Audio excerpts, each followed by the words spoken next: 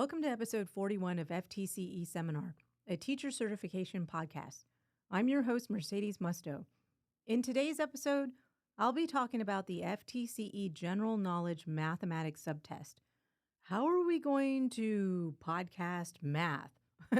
Well, I'm glad you asked. The podcast math series is a collection of math conversations. Can we really talk about math in a podcast? Yes, of course we can.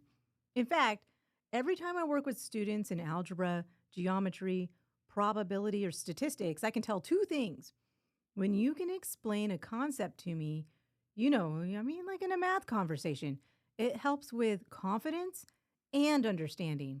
And you need both to pass the test. So let's get started. For the FTCE GK math subtest, you will need to know about real numbers and how to identify their location on a number line. Concept number 1, real numbers and the number line. Let's start with the basics. What exactly are real numbers? Definition: real numbers encompass a vast range of numbers, including rational numbers like whole numbers, integers, decimals, fractions, and irrational numbers like pi and the square root of 2. Well, now let's talk about the number line. Definition: visualize a horizontal line extending infinitely in both directions. Let's call this line the number line because it represents every real number's unique position on the number line in a structured manner. The structure is like this. 0 indicates the middle or origin of the number line. From there, positive numbers are represented as points to the right of the 0 and negative numbers to the left of the 0.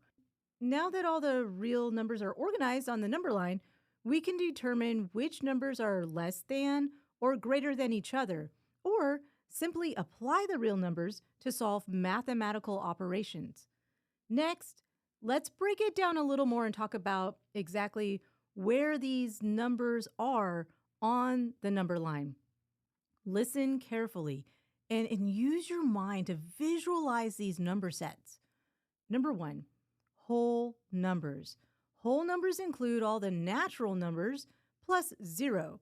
What are the natural numbers? Okay, listen, the natural numbers are 1, 2, 3, 4, 5, whereas the whole numbers set include 0 plus 1, 2, 3, 4, 5, and on and on and on. Integers include 0, all the natural numbers, plus their additive inverses. What? Okay, on a number line, more on this later, it would look like -1, -2, 0, +1, +2, and on and on. Let's look at fractions with a non-zero denominator and decimals that are terminating and repeating.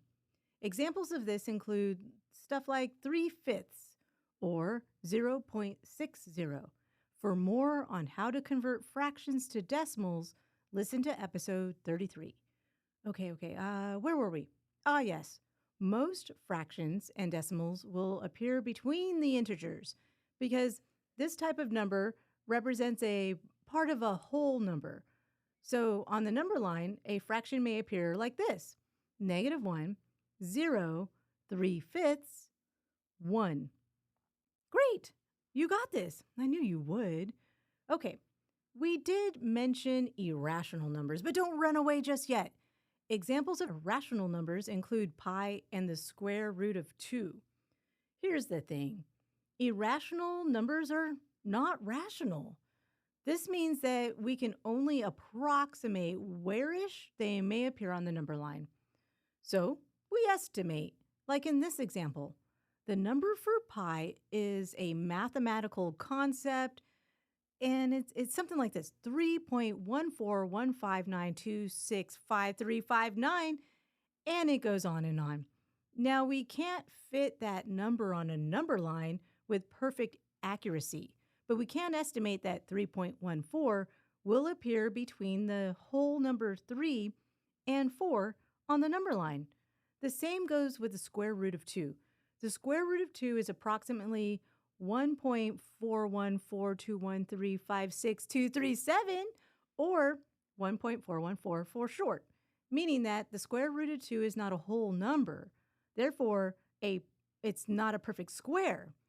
So where would the square root of 2 fit on the number line? Well, that's a great question. The answer is similar to the one for pi. We're going to estimate approximately where the square root of 2 will appear, and since it's 1.414, it will appear between the whole numbers 1 and 2. Let's review. Real numbers encompass a wide range of numerical values. The number line provides a visual representation of these numbers. In visualizing real numbers on the number line helps us understand their relative positions so we can determine comparisons of real numbers, which one's greater or less than, or, so we can use the numbers in mathematical operations. For more practice with math, visit ftceseminar.com to study for the test. The important thing is to start studying today so you can pass the teacher certification exam. Well, what are you waiting for? You can check us out on YouTube at FTCE Seminar and start studying today. This podcast was recorded at the Pickens Multimedia Studio at the University of West Florida. This podcast is listener supported. Contributions can be made via the listener support link on Spotify, or you can buy me a coffee at FTCE Seminar. This is your host, Mercedes Musto. Join me again on FTCE Seminar, a teacher certification podcast, so you can pass the FTCE.